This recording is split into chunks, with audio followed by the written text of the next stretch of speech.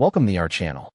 Today we how to fix Apple Music subscription expired. Quick fix step by step clearly. Open the Settings app on your iPhone or iPad.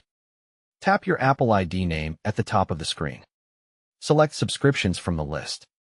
Find Apple Music and tap on it. Check if the plan is active or if it shows expired. If it is expired, tap See All Plans.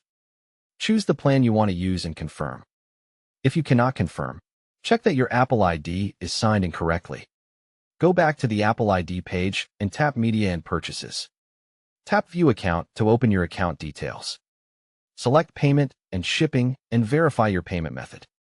Update your card details or add a new payment method if needed. Make sure your billing address matches your bank records. Return to Subscriptions and try to resubscribe again. If you are already subscribed, close the Apple Music app. Reopen Apple Music and wait 30 seconds for it to refresh. Turn airplane mode on. Wait 10 seconds. Then turn it off.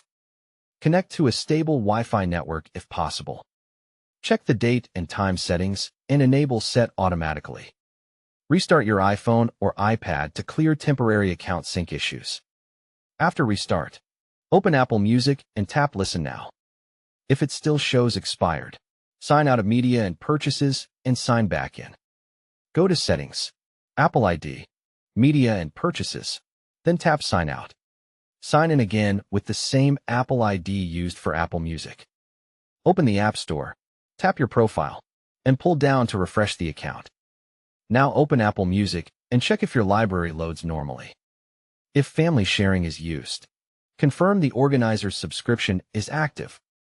If nothing works, check Apple's system status page for Apple Music outages. Don't forget to like this video and subscribe to our channel for more step-by-step tech guides.